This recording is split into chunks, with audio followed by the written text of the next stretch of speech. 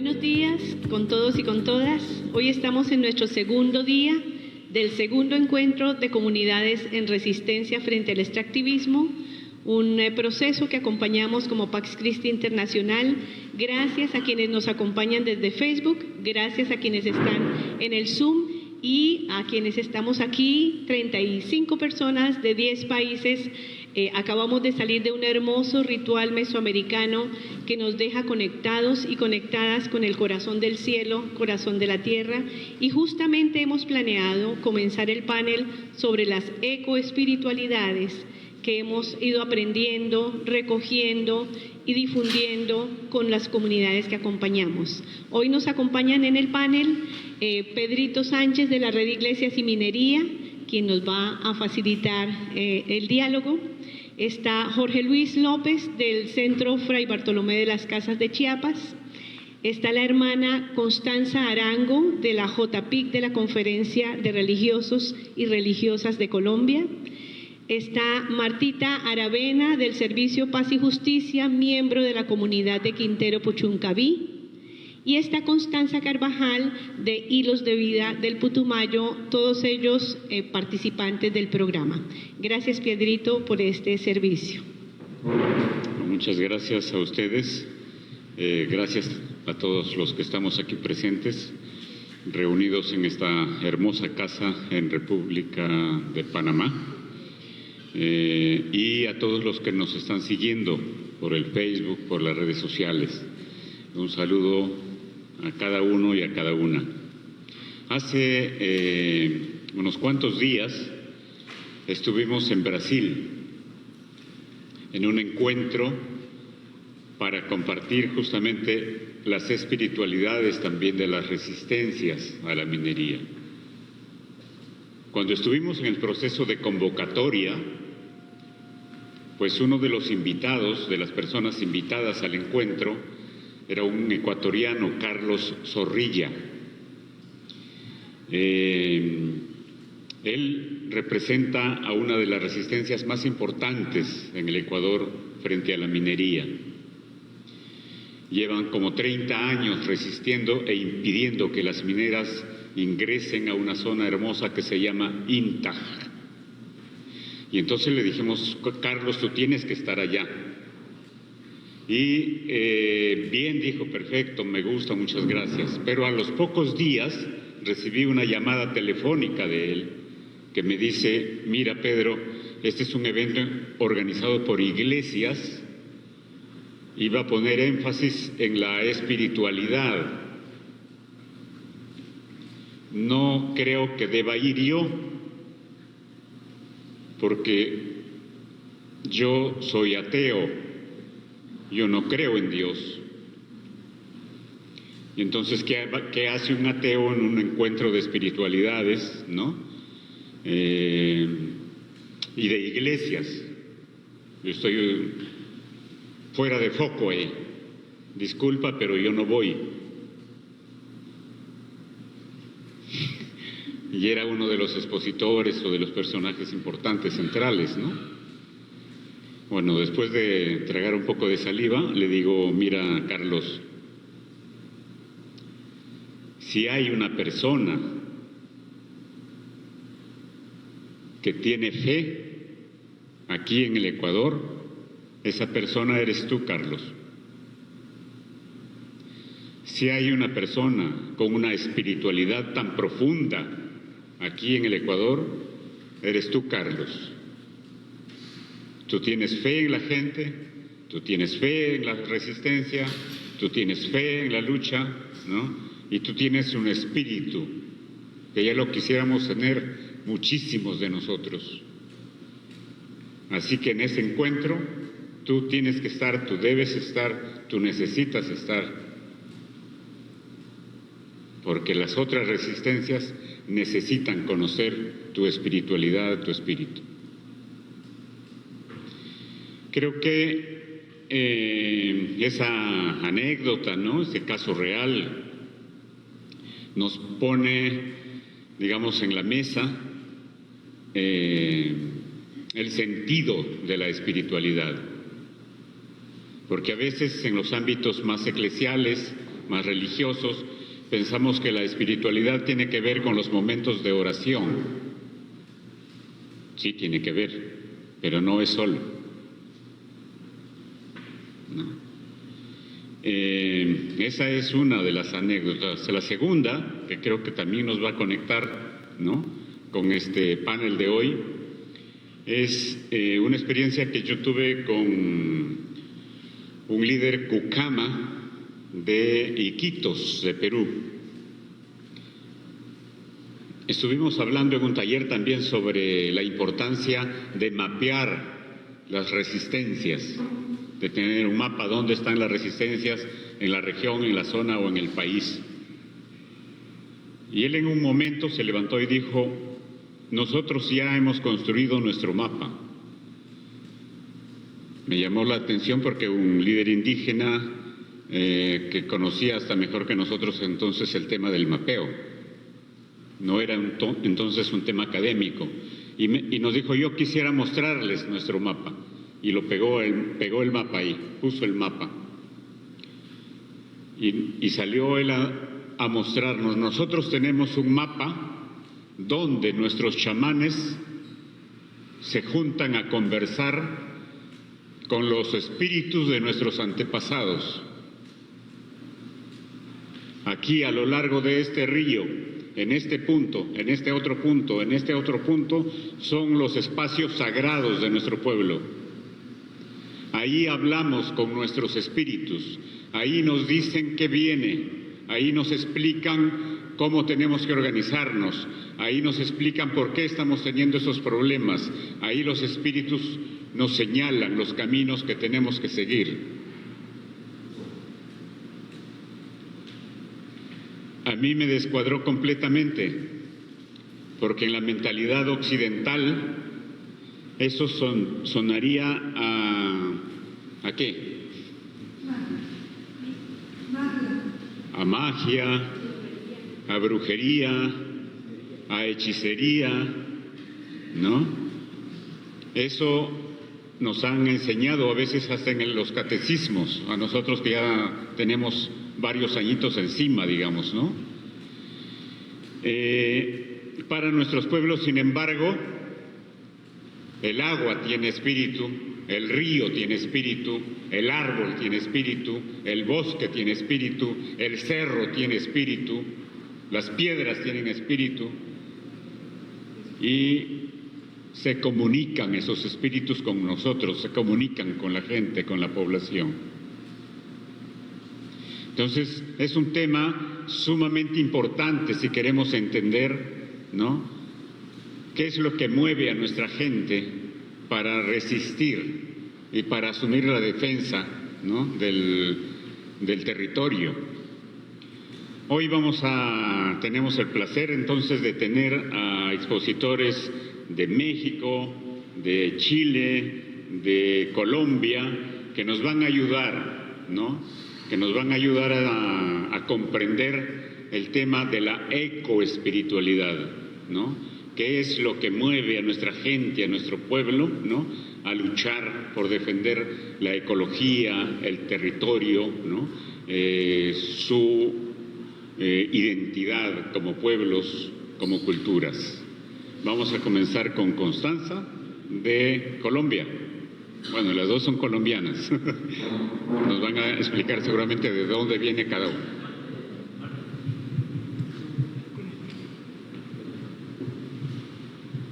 Gracias, Pedro.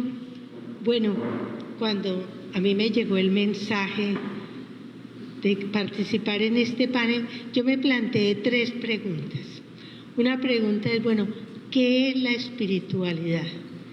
Segundo, ¿qué es la ecoespiritualidad? Y tercero, ¿cómo vivirla?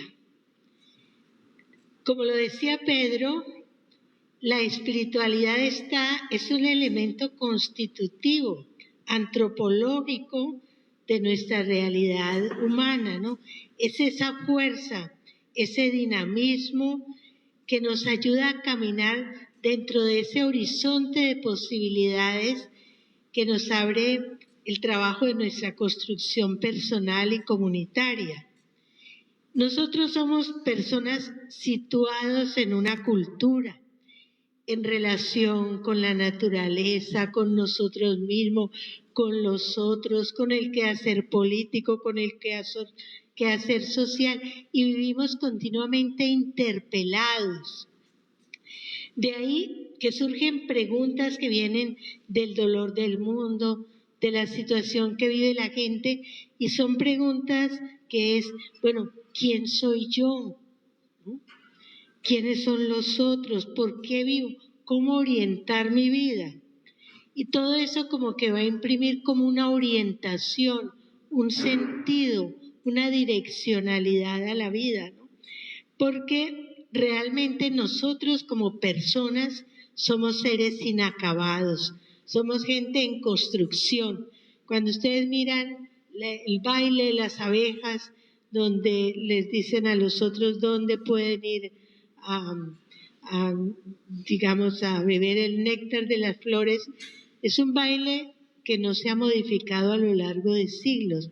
En cambio, nosotros estamos siempre haciéndonos, pero el reto es cómo me sitúo, cómo me sitúo. O sea, la espiritualidad me pone en un proceso de confrontación continua conmigo misma, que es, bueno, ¿cuál es mi postura frente a estas realidades en las que estoy inmerso y en las que estoy vivo, ¿no?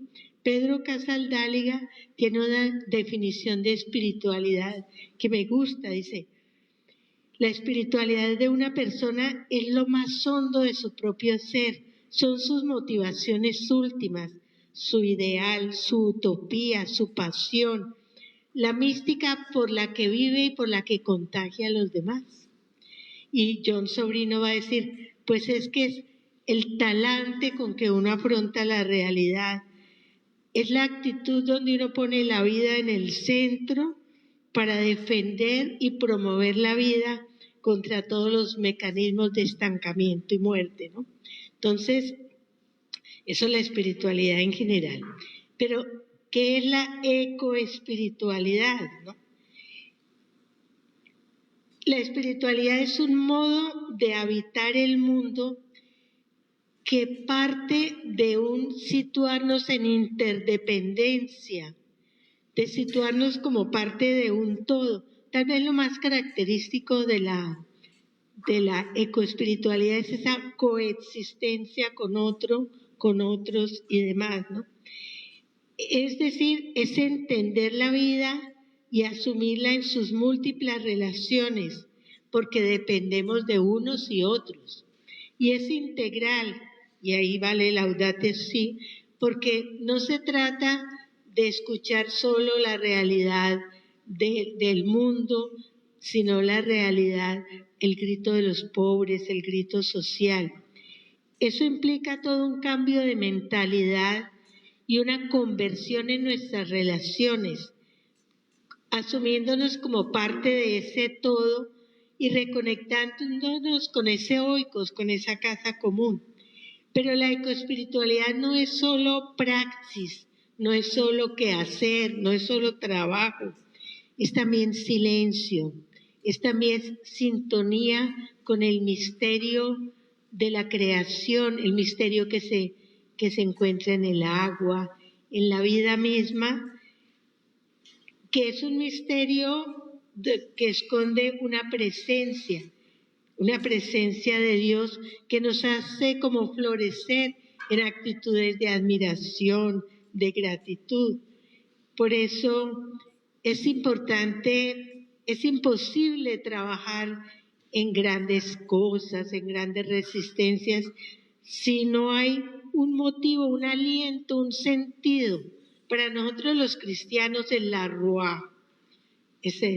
La Ruá es el Espíritu mismo de Dios que nos inspira, que nos ayuda, que es esa fuerza transformadora, ¿no? Ahora, miren que la necesitamos. A mí me llamó la atención una frase de Gus Speck, que es un consejero de las Naciones Unidas del Cambio, que dice: Yo estaba pensando que los problemas como la pérdida de la biodiversidad, el colapso de los ecosistemas, el cambio climático, pensé que con unos 30 años de ciencia, de tecnología, podíamos solucionar esos problemas. Pero me he dado cuenta que el problema fundamental es como la apatía, el egoísmo, el centrarse en sí mismo. Dice, y en ese sentido necesitamos una transformación interior que nosotros los científicos no sabemos cómo hacer. Entonces, el problema es que todo se juega en las relaciones, todo se juega ahí. Y si nosotros nos relacionamos con los otros, con la naturaleza, con el mundo, con esas actitudes de dominador, de consumidor, de explotador de recursos, nosotros estamos poseídos del virus de la antifraternidad. Porque cada uno de nosotros tiene ese virus que se alimenta y que crece en la búsqueda como de absolutizar los intereses propios y de grupo a costa del perjuicio de los demás. Y ese virus nos degrada como personas y como sociedad, y es lo opuesto propiamente a la ecoespiritualidad. Y ese virus es esa autorreferencialidad a la que se refiere el Papa, que es valorar todo según responde o no responde a mis propios intereses, pero también el consumismo, que nos lleva no a buscar satisfacer las necesidades, sino a cultivar esa avidez que nos lleva como a querer colmar todos nuestros deseos, ¿no? Dice el Papa, mientras más vacío está el corazón del hombre, más necesita de objetos para comprar, poseer y consumir, ¿no? Es ese afán de no tener límites, de creer en un desarrollo ilimitado, de creer que podemos lograr todo lo que queremos, pero es también ese afán de dominio de los otros, que es poder sobre los otros y no poder con los otros. Esa dimensión que reduce nuestras relaciones a lo funcional, al considerar descartables a los que no sirven a mis intereses, a mi proyecto, olvidando que cada persona pues realmente tiene un valor en sí mismo, ¿no? Por eso, pues la clave está en repensar todas las relaciones, la relación con Dios, con los otros, con la creación. ¿Cómo vivir esto? Después les paso el texto, porque todo lo de las relaciones. Es muy importante lo que hicimos esta mañana, que es alimentar nuestros procesos con los rituales. Esa ecoespiritualidad la vivimos conectándonos, pero conectándonos entre nosotros, sí, pero también con la naturaleza, con los logros que vamos haciendo, porque es una forma de llegar no solamente como a lo racional, sino de llegar también como al corazón y de alimentar como toda ese dinamismo, esa fuerza, ese impulso que nos ayuda a caminar para el logro de nuestros propósitos, ¿no? Y es importante en ese contexto de oración asumir también las violencias que nos rodean y que vivimos, ¿no? Porque es de esa manera como nosotros vamos generando desde dentro del corazón como esas motivaciones interiores que nos dan la fuerza para la resiliencia. Entonces ya Marta Inés me dice, se me acabó el tiempo.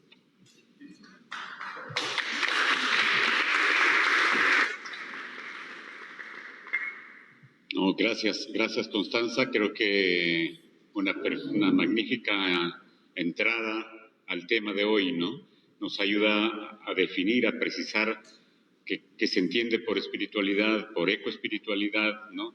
Y nos plantea los desafíos que tenemos frente a eso, de afirmarnos, de relacionarnos mejor con la naturaleza, con los otros espíritus que habitan también la naturaleza, ¿no?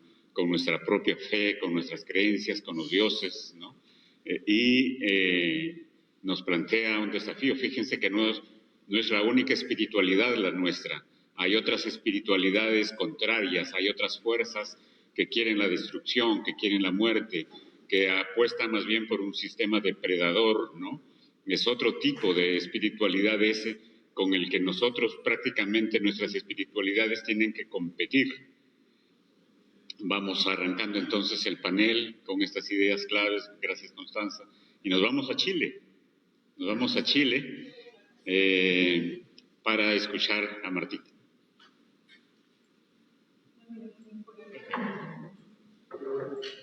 Buenos días a todos, a todas. Voy a usar como base esta presentación que había hecho, pero para como poder hablar finalmente de la ecoespiritualidad. Yo vengo de un lugar que es una bahía que comparten dos comunas, Quintero Puchuncaví. Está denominada como zona de sacrificio. En Chile tenemos 5 zonas de sacrificio y hoy día, desde el 2018, no han parado lo que se llaman las intoxicaciones. Nosotros le llamamos envenenamientos masivos, principalmente de niños, niñas y adolescentes. Dale nomás, Ale. Pásalo nomás.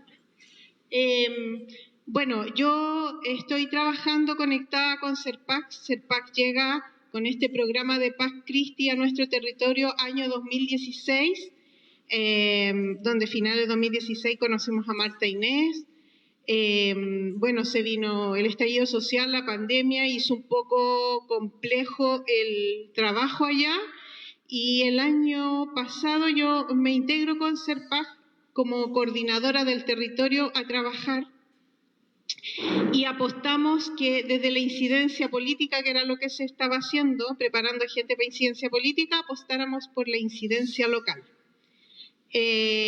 Participo de 3 organizaciones en mi comuna y presido una que se llama Mujeres por el Buen Vivir, y trabajamos en torno a la ecología más que a lo medioambiental. Esas son algunas fotitos, dale nomás. Ya, ahí me quiero detener un poquito. Nosotros estamos ubicados en la 5ª región. La 5ª región es la que tiene más conflictos socioambientales del país, de acuerdo a un estudio que hace el Instituto de Derechos Humanos de Chile. Y al lado tenemos la bahía de Quintero. Ahí salen algunas de las empresas. Es una bahía que tiene más o menos un largo de 7 kilómetros, donde hoy día alberga a 20 empresas, entre eso empresas mineras, empresas termoeléctricas, muchos combustibles fósiles y químicos en general. Ahí pueden ver en dimensión. Síguenos pasándolas nomás, dale nomás, a ver dónde nos podemos... Bueno, ahí hay algunas cosas que tienen que ver con el agua, porque ustedes saben que donde hay daño ambiental, hay daño al elemento vital que es el agua. El agua está altamente contaminada con metales pesados, en particular el arsénico, que causa cáncer, problemas cardiorrespiratorios, problemas cognitivos en nuestros niños. Sigue nomás. A ver si hay otra imagen más adelante. Eso.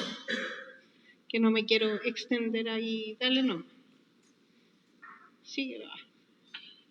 Hablamos mucho del arsénico porque estamos llenos de arsénico en nuestro suelo, y eso se ha disipado en muchos territorios porque con el aire los elementos viajan y viajan a muchos kilómetros. También tenemos todos esos metales, el cobre, el cromo, el cadmio, el hierro, el litio, el manganeso, todo eso nosotros tenemos casi una tabla periódica en nuestra agua, en nuestra tierra y en nuestro aire. Dale nomás. Un poquito más atrás. Hoy nos enfrentamos a algo que hemos estado conversando. Se vienen las famosas energías verdes, y hoy día estamos llenando nuestro país de proyectos solares, proyectos eólicos, desaladoras. Nos van a reventar las costas de Chile con desaladoras a propósito del hidrógeno verde, que también nos van a llenar de plantas desaladoras. Y quería aprovechar mi intervención para decir, he escuchado muchas veces hablar de la defensa de la Amazonía, un lugar que encuentro maravilloso, pero en mi caminar por aprender he conocido el tema mucho de los humedales y el tema del agua en Sudamérica, y un lugar que tenemos que cautelar y que quizás pudiéramos colocar en otros encuentros es la defensa de la Patagonia.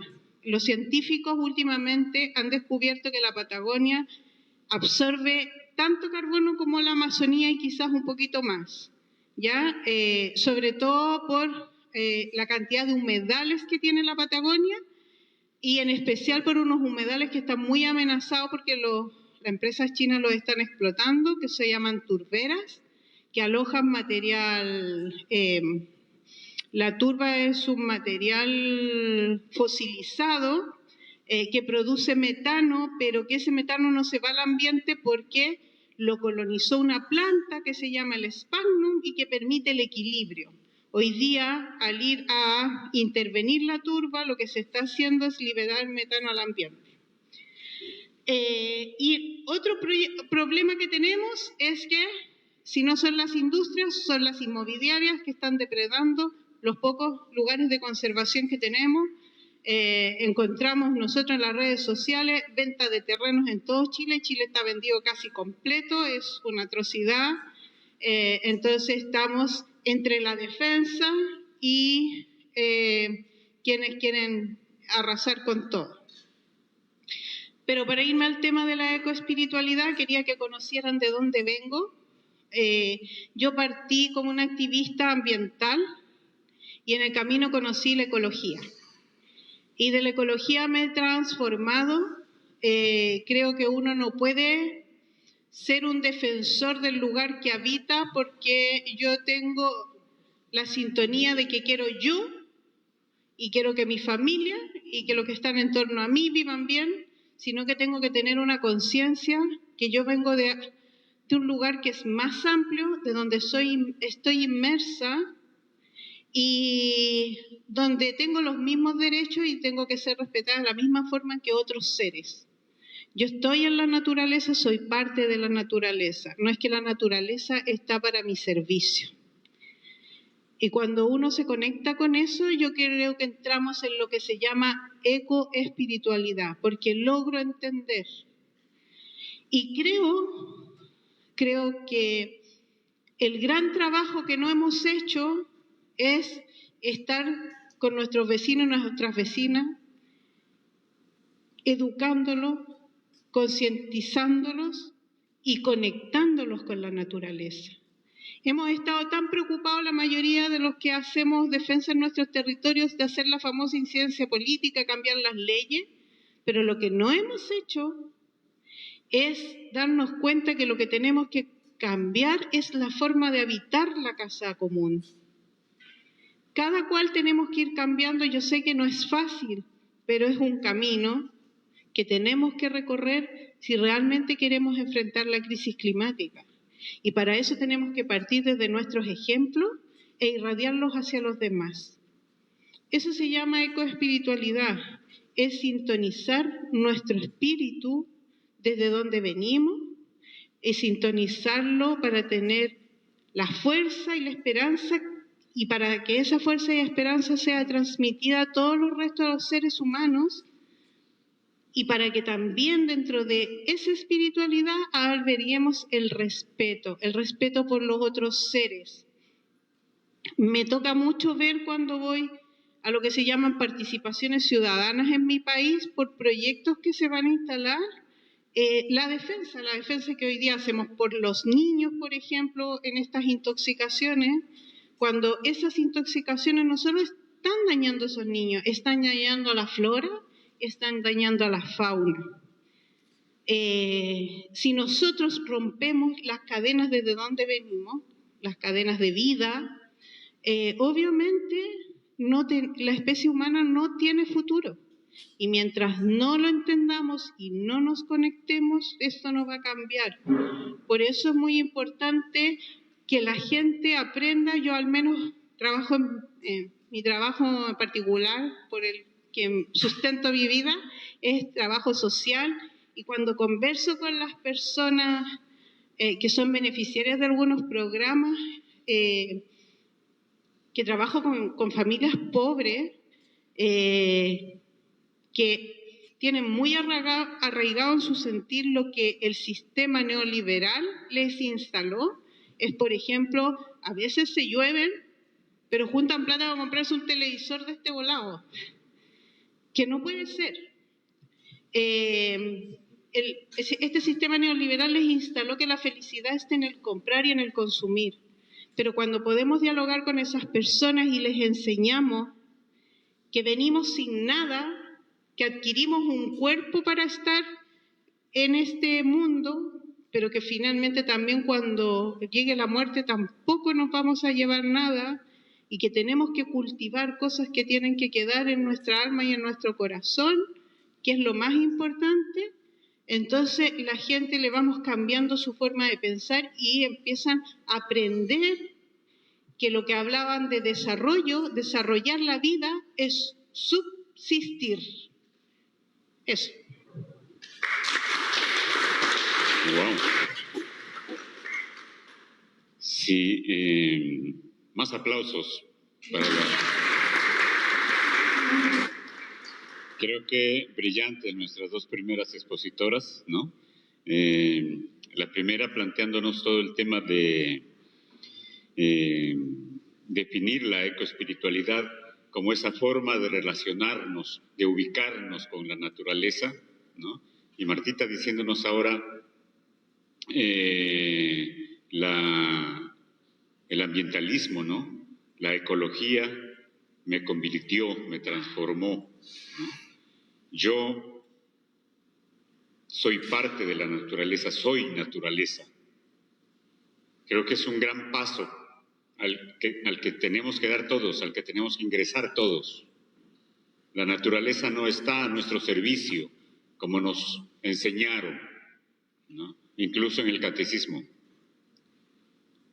Nosotros somos naturaleza y por lo tanto tenemos el deber de cuidarla, de protegerla. Y el desafío, ¿no? Tenemos que espiritualizar nuestras vidas, nuestra forma de ser. Y eso nos lleva a desechar el consumismo, ¿no? A desechar ese criterio de vivir para acumular, aunque sea destruyendo, ¿no? Y la tarea de ir vecino por vecino. Pero hay otra tarea incluso más exigente: respetar a los otros seres no humanos, ¿no?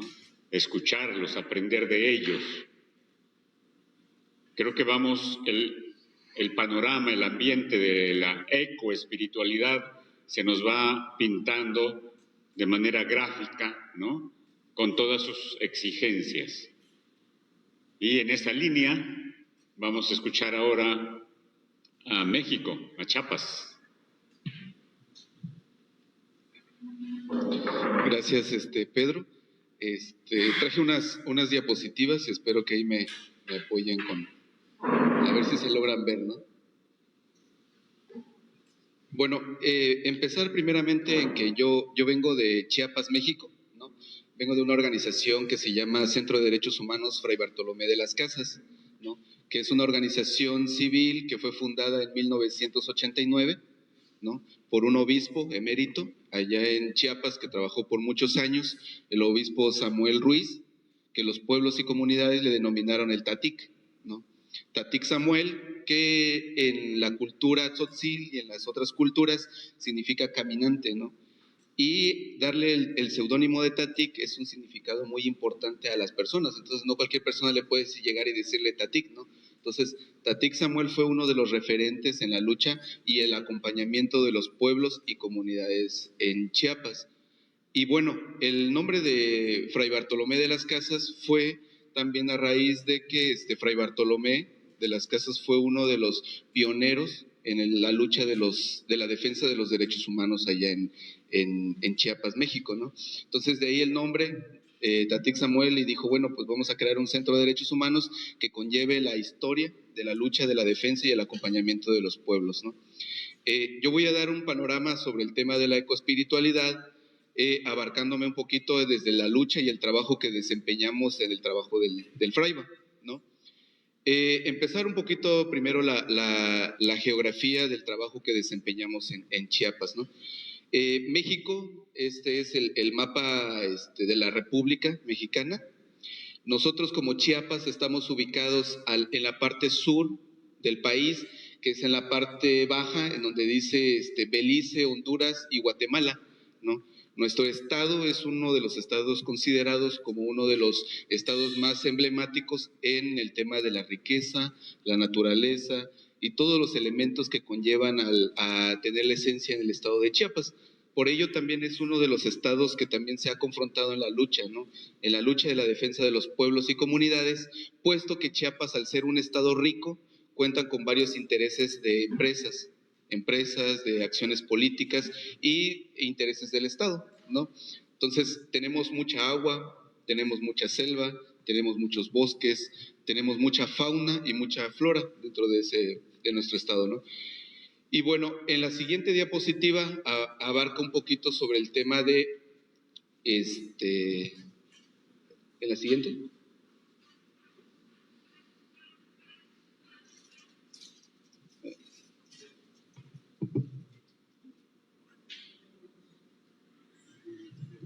Bueno, el siguiente es el tema de los pueblos, ¿no? El tema de el tema de los pueblos, ¿no? Que el primer punto que yo quise manejar es el tema de que en México y en Chiapas existe una diversidad pluricultural, ¿no?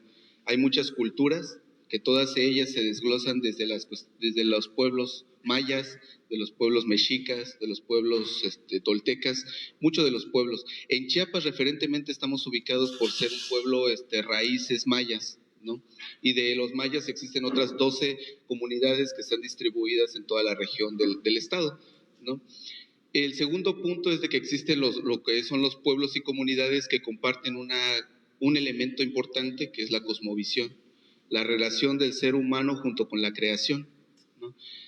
Esta concepción del tema de la relación que existe entre el ser hombre y la madre naturaleza es muy allegada a todos los pueblos y comunidades, porque existen dos elementos muy importantes que son la dignidad del lugar en el que nosotros vivimos, el respeto hacia la madre, ¿no? Porque por eso se le ha denominado madre tierra. ¿Por qué? Porque la madre, al igual que el ejemplo, es uno de los productos que genera vida, ¿no? Que genera vida de manera consecuente. Entonces, la madre, pues obviamente debe tener un respeto, debemos tenerle dignidad, ¿no?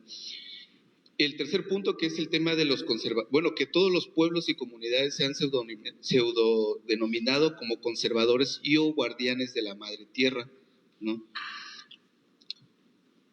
Que bueno, de eso en traducción para nosotros sería los defensores de derechos humanos, ¿no? Y bueno, la segunda parte, que es esto, ¿no? De que en el proceso de la lucha, el trabajo que realizan los compañeros, nosotros desde el centro le hemos denominado procesos sociales de defensa. Los procesos sociales de defensa son aquellos procesos que nosotros formamos con algunas comunidades que buscan una lucha hacia un derecho humano, ¿no?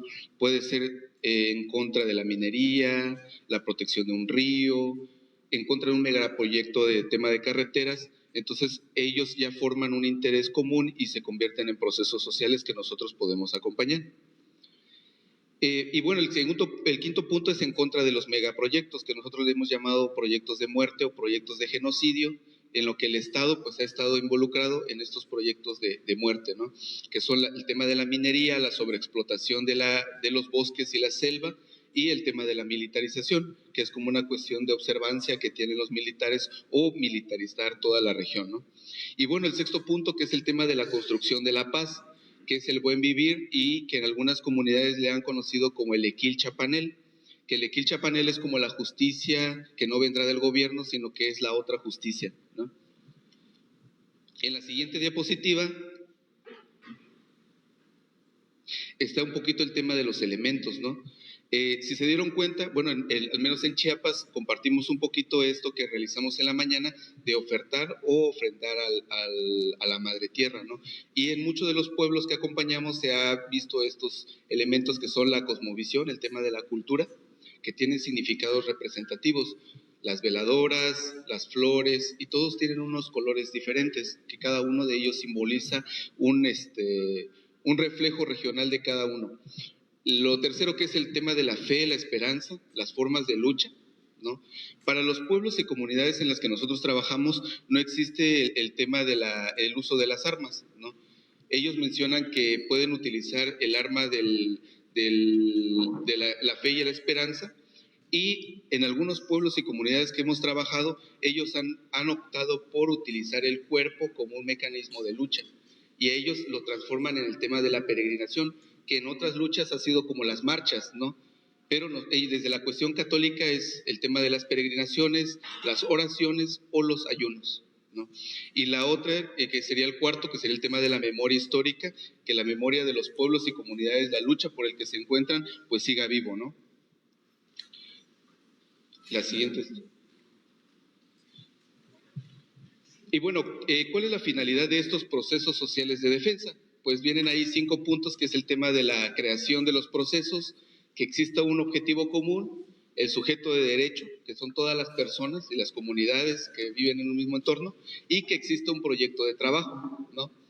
Nosotros como Fraiba trabajamos mucho el tema de que antes de que los pueblos y comunidades se enlisten para poder oponerse a un proyecto o algún trabajo con un objetivo de extractivismo o algún megaproyecto, se generen estos análisis de contexto de la realidad que refleja la forma de trabajo y la realidad en la que se está viviendo, ¿no?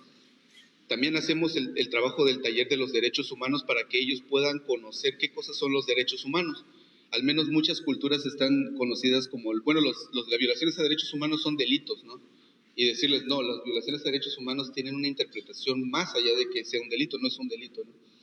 Existe el tema de las documentaciones, los análisis de seguridad, los trabajos de primeros auxilios, ¿no?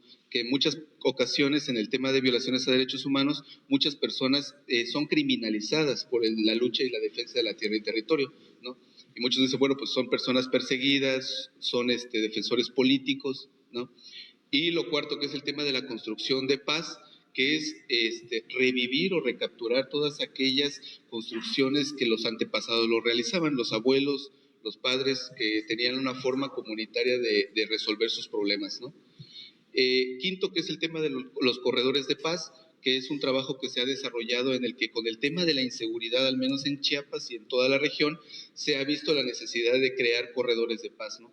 Que estos corredores de paz son caminos en que los sujetos puedan sentirse seguros en algunos otros puntos, porque ya existen otros procesos que puedan poder servir para acompañar en esos lugares, ¿no? Entonces te sientas más seguro, ¿no? Y el sexto, que conlleva el tema de la defensa social integral, que nosotros lo llamamos defensa social integral, las dos acciones, ¿no? Que son el tema político y las cuestiones jurídicas, ¿no? Siguiente. Y bueno, ahí hay algunas pequeñas fotografías del tema de, bueno, los altares mayas que nosotros realizamos, algunas peregrinaciones, y de aquel lado pues hay una fotografía en la que hay unas mujeres, ¿no? Realizando una peregrinación en el municipio de Cancún, ¿no? Que la participación de las compañeras es muy importante dentro de estos procesos, ¿no? La siguiente, Y bueno, ejemplos de lucha, ¿no? Ahí tenemos 3 casos que son el proceso de Pueblo Creyente, que es un proceso grande con el tema de la iglesia, que ha generado mucho movimiento en el Estado. Los casos de los defensores César y José Luis, que fueron 2 defensores indígenas criminalizados, actualmente ya liberados. Y el tema del desplazamiento en Aldama, ¿no? Que a veces los desplazamientos se han convertido en una necesidad de sobrevivencia para poder subsistir en sus territorios, ¿no? Y bueno, para un poquito como el tema de que se puedan ir vislumbrando, desde el Fraiba nosotros realizamos unos informes de manera anual. En este año nosotros hicimos el informe Chiapas, un desastre, en el que conlleva pues toda la situación del acompañamiento que tenemos con los pueblos y comunidades, un poquito del contexto de Chiapas, cómo estamos viviendo la situación de violencia extrema y también las cuestiones omisas por parte del Estado, ¿no? El tema de las resistencias y las autonomías, también cómo se refleja dentro de ese informe. Y para ir cerrando, pues agradecerle mucho a todas y a todas, y pues un agradecimiento por la participación. Gracias, Jorge. Pues eso, ¿no? El camino continúa y Jorge nos plantea la necesidad del desafío de aprender de los pueblos. de aprender de los pueblos ancestrales, de aprender de los pueblos indígenas, ¿no? En ese sentido, recuerden que el Papa Francisco nos ha planteado muchísimas veces, tenemos que mirar y aprender esa relación en armonía que tienen los pueblos indígenas con la madre naturaleza.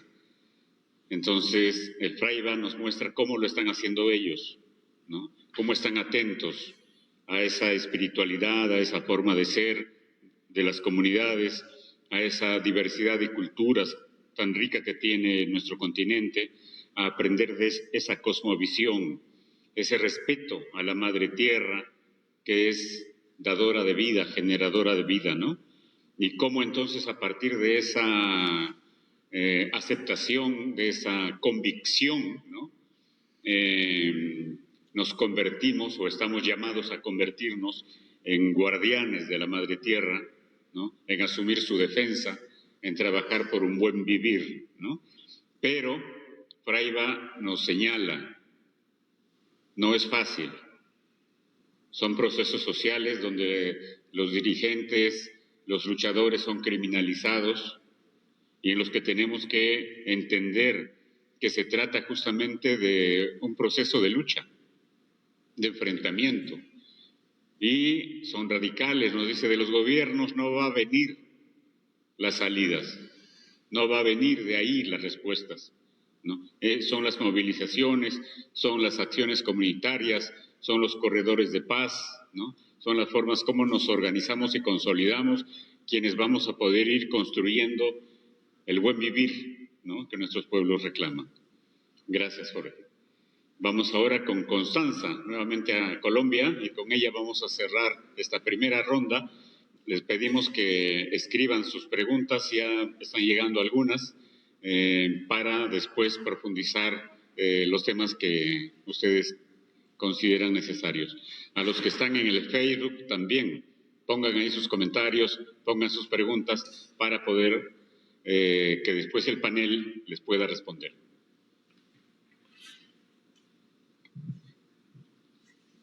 Buenos días a todos y todas. Gracias a quienes están conectados y muchísimas gracias a los compañeros y compañeras de la mesa de trabajo. Es un honor estar en este espacio. Cuando me incluyeron para el webinar, yo decía, bueno, que finalmente la ecoespiritualidad, cómo la vivimos en el territorio, ¿no? Cómo se vive en Putumayo, y que entonces me puse a pensar un poco y a buscar también autores, y finalmente yo acudo mucho a Laudato Si y a Querida Amazonía, ¿no? Que son las encíclicas, y el Papa hace un llamado, ¿no? El Papa Francisco con Querida Amazonía, pero dije, nosotros ¿cómo estamos? O sea, les voy a mostrar cómo está el Putumayo. Y primero decirles que casi que Putumayo no se reconoce como Amazonía. Durante el gobierno del presidente Santos, él planteó en su plan de desarrollo la locomotora minera, y al plantear esa locomotora minera,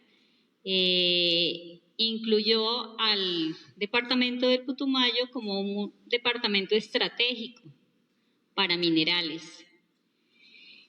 Y eso, de una u otra manera, caló en el discurso. Entonces, para mí la ecoespiritualidad depende de los ojos con los que veamos. ¿Y me ayudas con lo siguiente, por favor? Sí, gracias.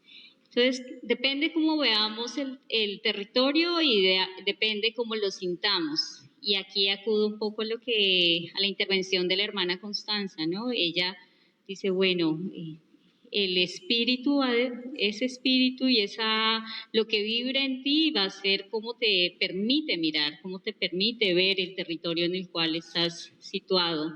Y aquí, en la imagen anterior estaba... en la imagen anterior, no sé si se alcance a ver muy bien, pero son las dos miradas, ¿no? De cómo se ve Se ve todos los seres que uno podría encontrar en la naturaleza, en esta América. Y en la siguiente imagen es la visión geográfica del territorio. Son dos panoramas diferentes de ver.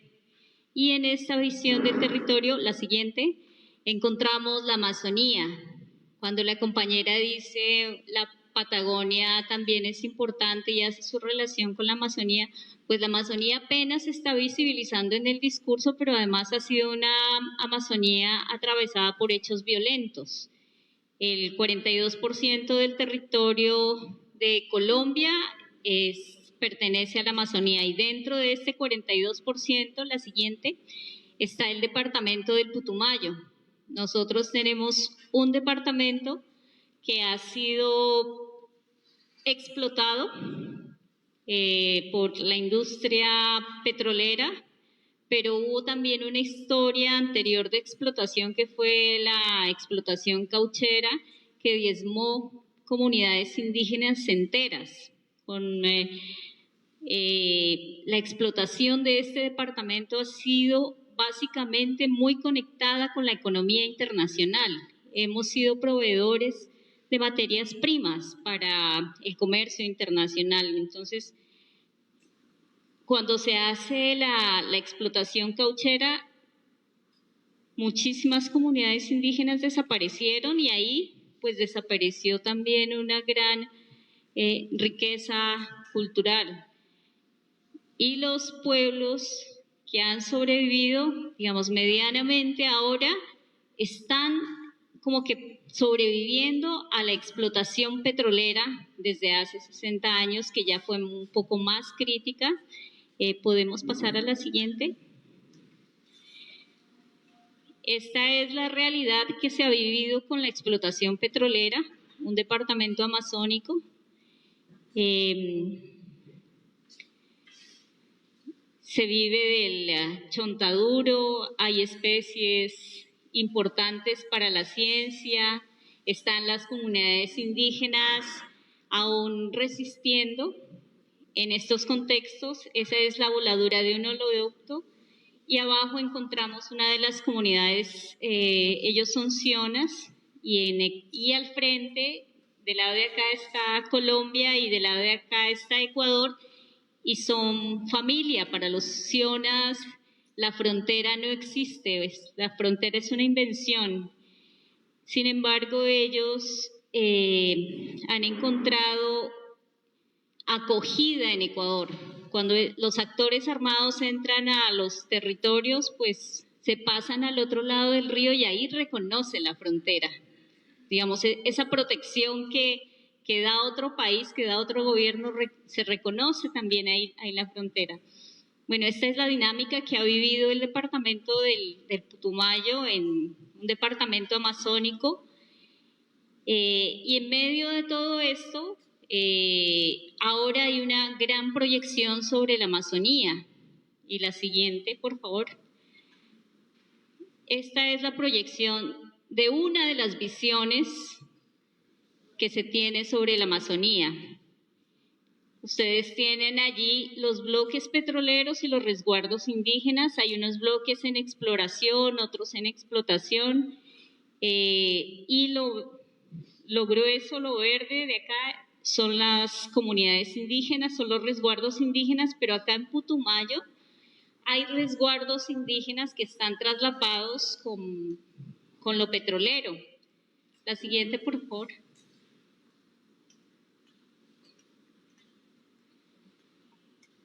Y esta es como la visión de futuro y hacia dónde se ve la Amazonía. La siguiente, esa cuenca, ese es el mapa sobre la Amazonía. Son las cuencas que hay petroleras que se sobreponen sobre territorios importantes de comunidades donde están resistiendo, haciendo resistencia a todo este tema de explotación. Entonces, hay un contrapeso entre la riqueza que puede tener cultural, ambiental, científica, frente a otros intereses. Y en este proceso, pues la siguiente, se fracciona el territorio, se cambian incluso los nombres de los territorios. Muchas de las veredas o de los sitios que ocupaban las comunidades ahora llevan el nombre del bloque petrolero, Loro 1, incluso esos nombres, para no ser tan distantes de lo que pasa, se adoptan al discurso. En la siguiente. Sin embargo, la selva, y me siento aquí como en casa, reconozco muchas de las plantas que hay aquí en este espacio tan hermoso, las bondades de la casa común, uno las ve allí, se regenera, o hay espacios donde todavía no han sido explotados.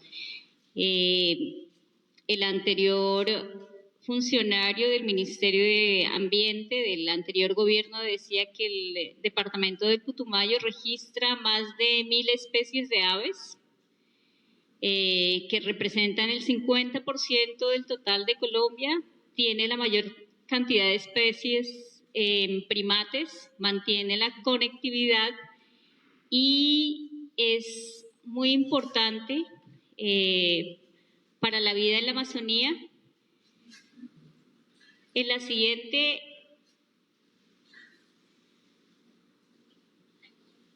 con toda la tendencia del cambio climático y ahora la necesidad de explotar los bloques mineros, petroleros, esas zonas que no están copadas para proyección petrolera son varias de las zonas para proyección de bloques mineros. Sin embargo, bloques mineros en la Andino-Amazonía, en la parte alta donde nacen el río Putumayo y el río Caquetá, y en esas zonas hay comunidades indígenas donde comparten, son sitios de sanación, son sitios donde están las comunidades que viven en la cultura del yajé, se comparten las espiritualidades, hay la misma naturaleza, uno lo sana. Son territorios hídricos. La siguiente. Esta es básicamente como una mirada de lo sanador, pero también a la vez sobre este territorio es esas montañas. La toma de esas montañas son estas que son ahora los bloques mineros. Entonces termina siendo como una contradicción, ¿no?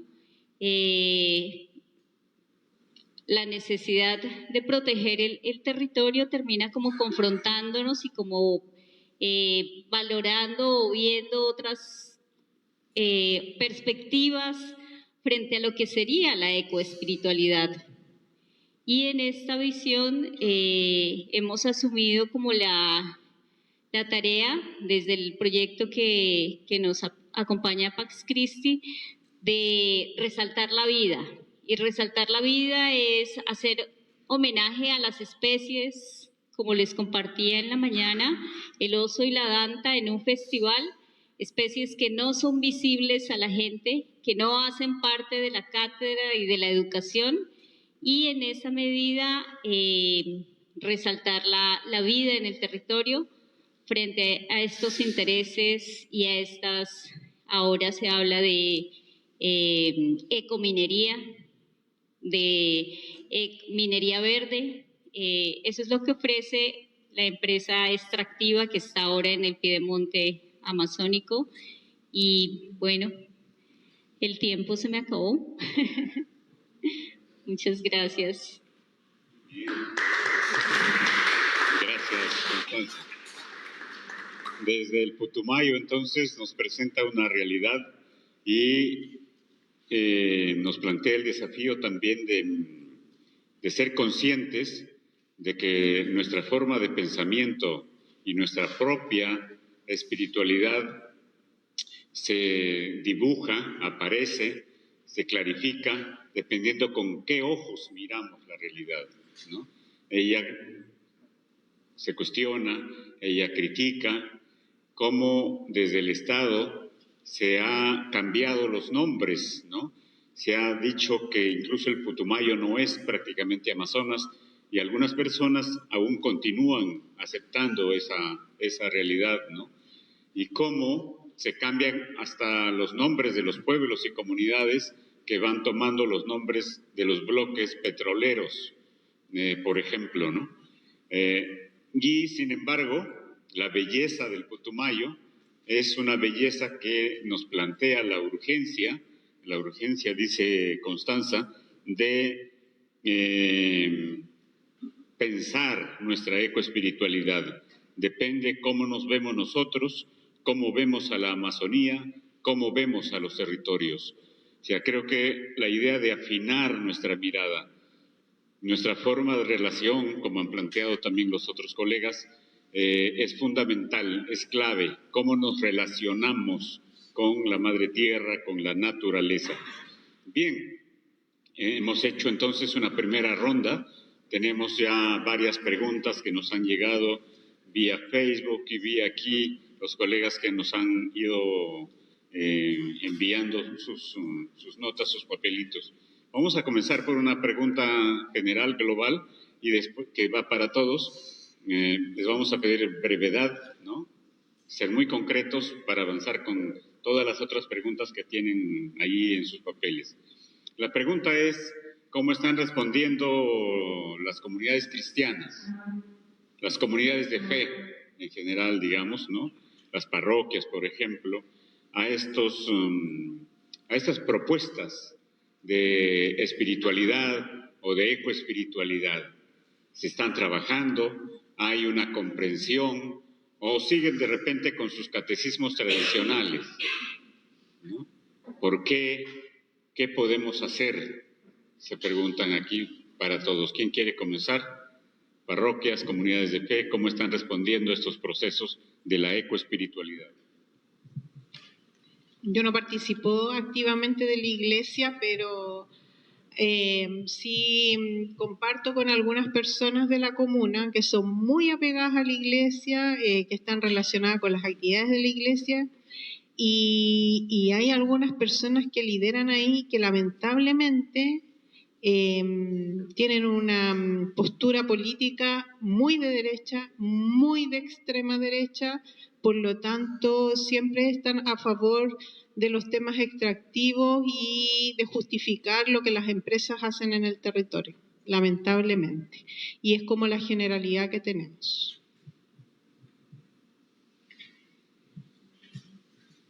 Como en Putumayo hemos atravesado 3 décadas de violencia fuerte o más, tal vez el miedo es el que nos lleva a no actuar, ¿no? A paralizarnos. Y bueno, estamos como a la espera y atentos para que una iglesia sea más activa en el tema de defensa del territorio, pero sí hay, digamos, como esa intención, ese interés, pero creo que ahí está atravesado por eso, ¿no? Por estas relaciones de miedos y amenazas de actores armados que llegan junto con estas empresas extractivas y hacen que el temor cunda, y esperamos que haya más acción de parte de la iglesia. Yo creo que todos estamos de acuerdo por nuestra experiencia de que la realidad de las iglesias no es homogénea. Eso es como un gran paraguas donde hay gente de extrema derecha, de extrema izquierda, indiferentes, todo esto. Pero sí hay que reconocer, por un lado, que las orientaciones de la iglesia hoy día, con el Papa Francisco, Laudato Si, que ahora pues prepara la segunda parte, por la creación de todas estas redes, ¿no? De Repan, Reman, de todo eso, pues están buscando crear conciencia. Pues en unos más, en unos menos, hay avanzadas, hay grupos que son muy comprometidos, pero hay otros porque pues esa es la realidad humana y coexistimos con eso, ¿no? Sí, al menos en Chiapas, ¿no? Creo que ha sido uno de los reflejos a raíz de la llegada y la herencia, ¿no? de don Samuel Ruiz, ¿no? Él dejó en memoria, allá en Chiapas, una cuestión ahí revolucionaria, ¿no? En la iglesia, al menos ahí en Chiapas, ¿no? Y esto ha generado de que la misma iglesia se convierta, ¿no? en un actor específico para la cuestión de peticiones y lucha de acompañamiento con los pueblos y comunidades, ¿no? Al menos allá en Chiapas hemos tenido una relación directa entre nosotros como Fraiba con la misma diócesis para el acompañamiento de algunas comunidades, ¿no? La lucha de ellos se ha reflejado muy potencial, ¿no? Porque como lo veíamos en la exposición, ¿no? Esta relación que existe entre la Madre Tierra, la espiritualidad, que es la creencia de un Dios. En este caso en Chiapas hay muchas familias católicas, ¿no? Y esa relación entre la cosmovisión de todo lo que vienen de sus orígenes, la cuestión histórica, mezclado con la ideología católica y con la lucha de defensa de derechos humanos, se convierte en una potencia enorme para generar acciones de incidencia, ¿no? Entonces allá podemos decir de que las iglesias se han convertido en partícipes de las acciones y defensa de los derechos humanos en el trabajo que realizan las comunidades, ¿no? De hecho, hay sacerdotes que los hemos catalogado como defensores de derechos humanos que son criminalizados por el mismo Estado, pero dicen, bueno, ¿por qué un sacerdote está metido con el tema de la lucha de pueblos originarios? ¿Qué tiene que ver la iglesia en eso, ¿no? Don Samuel también fue un defensor de derechos humanos, debemos de reconocer eso, y él fue uno de los, pues también sacerdotes señalados a nivel internacional, que dicho, el mismo Vaticano pues lo tuvo que cambiar y tuvo que hacer unas cuestiones por ahí, ¿no?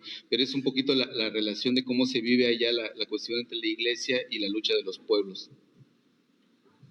Entonces, miedo, inercia, pasivismo o espera, no se siente aún la emergencia que la Madre Tierra tiene, son algunas de las características, pero sin embargo, a pesar de que esta realidad no es homogénea, hay avances, ¿no? Hay muestras, ¿no? De gente que comienza a escuchar a la naturaleza y que comienza a escuchar las voces también de nuestros mártires, ¿no? De iglesia o de las comunidades que han dado su vida en la defensa. Y se tiene la Laudato Si, se tiene la querida Amazonía y se está preparando la segunda parte de la Laudato Si. El Papa Francisco está preparando la segunda parte. Sería importante que algunas de las conclusiones de este espacio, por ejemplo, lleguen hasta el Vaticano como aporte, ¿no? A ser tomados en cuenta para la Laudato Si. No sé si los tomarán en cuenta o no, pero sí nos servirá a nosotros para hacer una buena síntesis y difundirlo a nivel internacional, ¿no? Y si logramos meter el documento vía Vatican News o algunos otros medios, puede ser que llegue a quienes están trabajando hoy la segunda parte de la Laudato Si. Vamos a ver entonces ahora las preguntas que cada uno de ustedes tiene en su papelito. En la medida de lo posible, junten algunas, ¿no? Para avanzar rápido y concluir también nuestro evento. Sí, a mí me hace la pregunta de cómo está afectando el problema del narcotráfico la lucha de los territorios, y esa la voy a mezclar con la siguiente que dice cómo se relacionan la defensa de la naturaleza contra el narcotráfico y la afirmación de las democracias, ¿no? Entonces, hablar un poquito de que el contexto en México hay una situación grave de violaciones a derechos humanos y una sobreexplotación, el tema de violencia generalizada, ¿no? Situada en el tema del crimen organizado, ¿no? Al menos en nuestro país ha habido una confrontación directa por parte de algo que nosotros hemos denominado como la disputa por el control territorial, ¿no? En el que estos dos fenómenos del crimen organizado están buscando en primer momento el despojo hacia los pueblos y comunidades. Han habido situaciones de desplazamiento, ejecuciones, una situación de reclutamientos forzados asesinatos, desapariciones.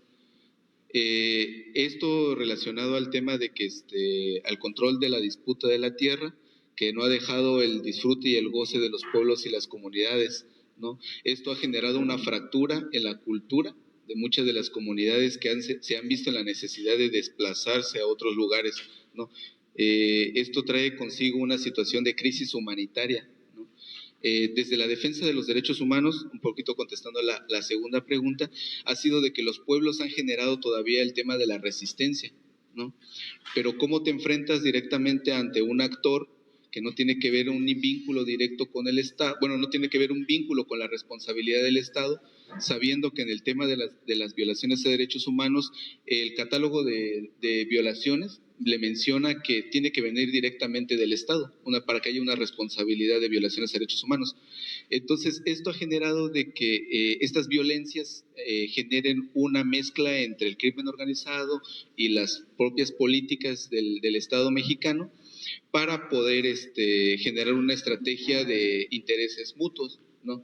Entonces, un ejemplo claro que podríamos dar es en algunas comunidades fronterizas con Guatemala, en que hay un proyecto de minería, ¿no? En el que hay un contexto en el que el crimen organizado lo está adjudicando, hay un lazo ahí con el Estado, y pues los pueblos y comunidades están generando resistencias.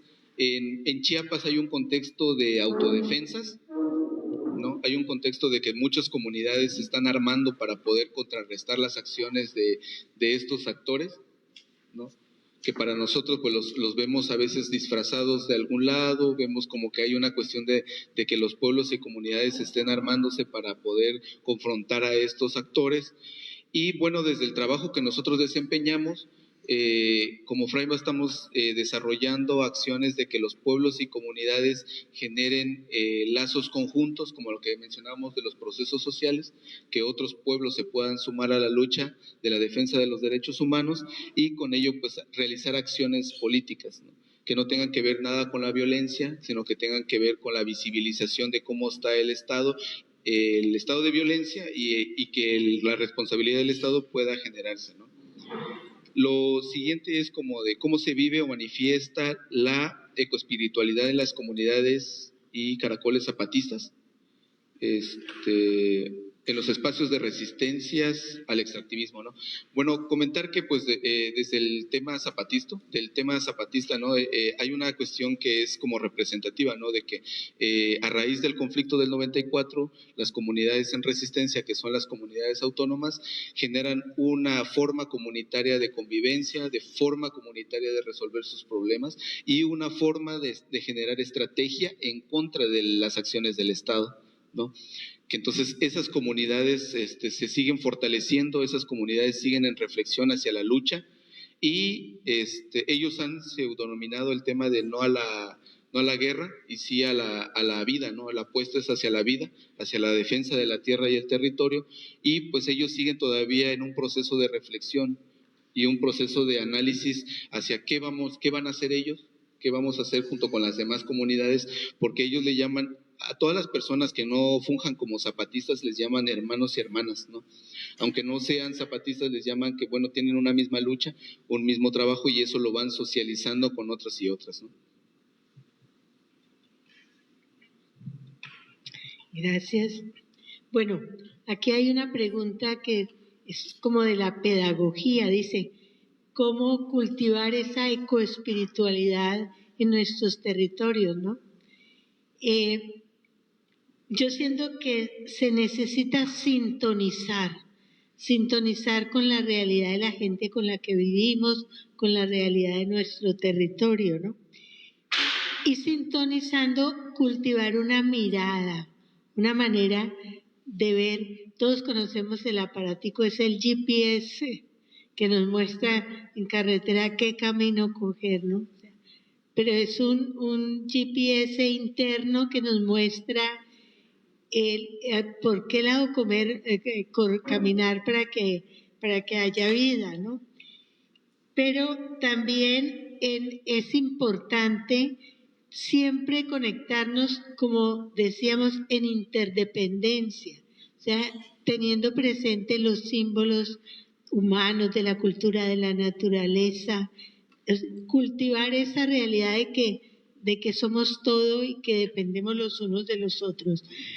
Pero necesitamos alimentar esa fuerza, porque no basta tener el GPS, saber lo que queremos, sino que necesitamos esa fuerza transformadora, esa fuerza vital que en cristiano es la Rúa. Y que implica también recuperar la memoria de esas mujeres, de esos líderes, de esas personas, recuperar esos símbolos que son como que orientan nuestro caminar, ¿no? También reforzar la comunión con gestos del compartir algo para comer, para untir, comunión con nuestros cuerpos. Es tan importante en la ecoespiritualidad darle espacio a la danza, darle espacio a la música, darle espacio a los masajes, o sea, a ese cuidado de los unos con los otros, ¿no?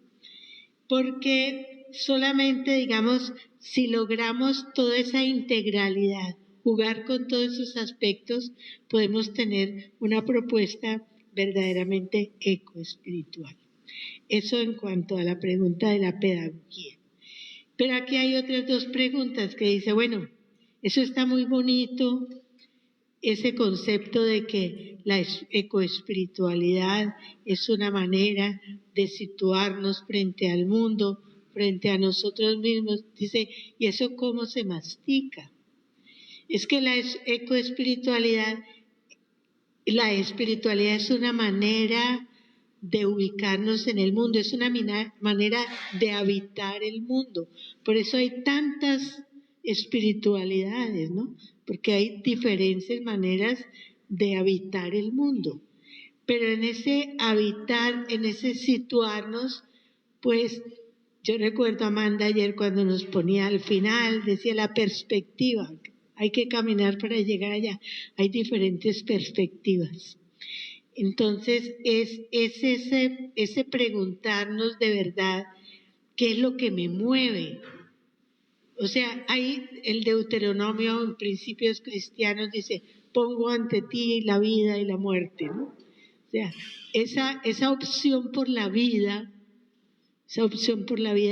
con toda su integralidad, pues va a marcar un derrotero diferente a lo que es la opción por la muerte, ¿no? Entonces es implicar cómo habito en el mundo, qué direccionalidad implico a mi vida, cuál es la opción de fondo que me mueve, pero animado por la Ruá, que para unos es el Espíritu mismo de Dios, para otros, pero detrás es esa fuerza transformadora que hay en los seres humanos y en la comunidad. Y aquí preguntan, bueno, ¿y eso hacia dónde va? Eso son espiritualidades, como vivimos en un momento alternativo de descubrimiento, de creatividad. Entonces estos grupos de vanguardia van consolidando esta forma de relacionarse con Dios mucho más integral, ¿no?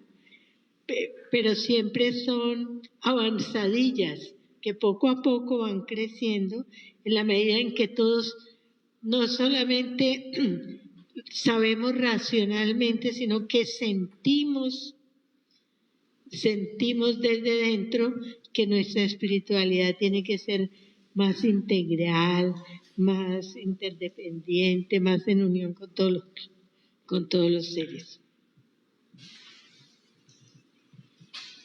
A mí me preguntan qué procesos de ecoespiritualidad han practicado en sus comunidades. Y han sido diversos. Cuando constituimos Mujeres por el Buen Vivir, hubieron momentos en que nuestras reuniones fueron al aire libre. No todo en nuestra comuna circula frente a las industrias, tenemos lugares bastante bellos, unas playas maravillosas, y muchas veces nos hemos juntado en esos espacios, en donde hemos hecho primeramente algunas prácticas de meditación que nos han hecho conectarnos ahí con el sonido del mar y con lo que tenemos alrededor, la flora, la fauna, árboles. En otros momentos, y a través del trabajo que hemos hecho con Paz Christi el año pasado, levantamos una charla con una bióloga muy connotada de humedales donde compartimos con los vecinos y luego hicimos una salida a un humedal. Ahí hicimos una conexión para ellos y eso íbamos con una chica que sabía de aves, que es autodidacta y los pudo conectar directamente con las distintas aves, observarlas, ver que sus comportamientos no eran los mismos, que sus graneos no son los mismos. Han habido otros momentos también que no hemos conectado con nosotras mismas, que nosotros no hemos conectado como compañeras, porque creemos que lo que hemos perdido, de repente en las organizaciones nos ponemos a trabajar mucho para los otros y vamos como pasando etapas y creciendo en lo que hacemos, pero nos desconectamos de nuestros compañeros y compañeras que a veces no sabemos, están sufriendo, tienen un problema y por ahí es donde tenemos que empezar. Eso también es parte de la espiritualidad.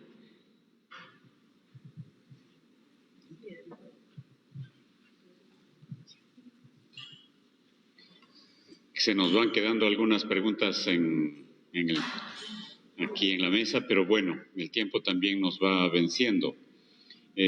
Ayer, Lisa de Mary Knowles nos mostraba entre las imágenes que proyectó, vimos a Patricia Hualinga, una líder indígena del Ecuador. Ella es una líder indígena que está ahí en la lucha, en la defensa de sus territorios, en un territorio del pueblo Sarayaco, un territorio que ha logrado que se le respete y se le reconozca la autonomía, es decir, el derecho a decidir su futuro, ¿no? Un poco como en la lógica de algunas de las comunidades zapatistas en México, pero no solamente en ellos. En el Perú, los aguajún y los guampís tienen una larga lucha, ¿no?, por el reconocimiento de sus autonomías, ¿no?, de su derecho a decidir qué tipo de industria, de procesos económicos, pues deben o quieren implementar, ¿no?, que no se metan los otros a decidir sobre su futuro. Creo que por ahí va algunas de las salidas, ¿no? Las preguntas han ido a ver, ¿y cómo esto se concreta? Ya han salido varias de las ideas. Uno, sensibilizarnos, ¿no? Sintonizar, dice, con los otros también, tener una sola mirada, una mirada común. Y eso se construye dialogando, conversando, fortaleciendo las organizaciones, ¿no? No se resuelve el problema de la espiritualidad de manera individual, ¿no? La ecoespiritualidad, sobre todo, no se resuelve ni siquiera solamente entre los seres humanos. Se resuelve en la medida en que podemos escuchar también a los otros seres no humanos, ¿no? Alimentar esa fuerza, consolidar nuestra propia espiritualidad. La idea que muchas veces, pero tenemos un espíritu débil, decimos, ¿no? Se refiere a eso, a nuestra espiritualidad, que muchas veces resistimos. La espiritualidad tiene que ejercitarse, tiene que fortalecerse, ¿no? Tiene que ir creciendo. ¿Desde dónde? Desde la perspectiva del buen vivir, ¿no? Desde esa mirada, desde esa visión. Tenemos un norte entonces, ¿no? Y ese norte no lo vamos a lograr, han dicho aquí, con los gobiernos. Eso es una ilusión, ¿no? Sino desde las comunidades. Y por eso me acordaba de Patricia, no solamente porque ellos han logrado una autonomía, o están logrando niveles de autonomía a partir de su lucha, sino porque me acordaba de su papá, don Sabino Hualinga. Don Sabino falleció hace 4 o 5 años atrás, a los 90 y tantos años, creo que 98, no recuerdo exactamente. Pero don Sabino era un líder religioso de su comunidad, ¿no? Un chamán, un apu. pero era también un catequista de su parroquia. Y una vez nos contó una cosa que nos remeció. A ver, muy brevemente. Dice, nosotros nos oponemos a que entren las petroleras, porque ellos no han permitido que las petroleras entren en su territorio. Nosotros no queremos que las petroleras entren porque cuando entran las petroleras hacen unos huecos profundos al inicio para ver si hay gas o si hay petróleo. Y cuando hacen el hueco profundo en la selva, depositan en el fondo explosivos. Y esos explosivos, cuando los accionan, cuando los hacen explotar, hacen un ruido tan estruendoso, tan duro, tan fuerte, que los espíritus se asustan. Los espíritus de los ríos, los espíritus de los bosques, los espíritus de los árboles, de las plantas, los espíritus de la tierra se asustan. Se asustan y huyen, se escapan, se van. ¿Y qué pasa, decía él, cuando los espíritus de un pueblo se van? Cuando un pueblo se queda sin espíritu, es un pueblo condenado a morir.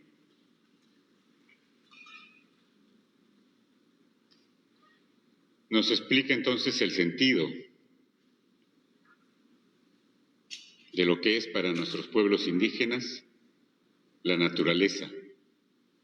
La naturaleza son seres, como han dicho aquí, con los mismos derechos que nosotros, con la misma dignidad de ser criaturas de Dios. Esa es otra de las razones por las que tenemos que asumir la defensa de la naturaleza y construir también nuestra espiritualidad. Entonces, una ecoespiritualidad que va muchísimo más allá de nuestras religiones, ¿no? Una ecoespiritualidad que va con esta comprensión más amplia de lo que es la vida y por qué hay que defenderla. Y con eso cerramos esta mesa sobre la ecoespiritualidad, que es un abreboca, digamos, para seguir conversando y discutiendo en casa, en nuestras organizaciones. Gracias a Pax Christi por esta posibilidad.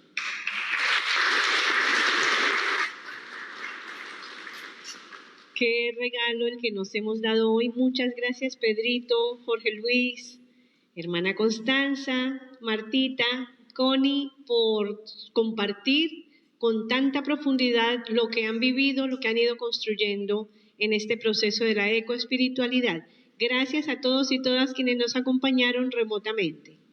Buen día.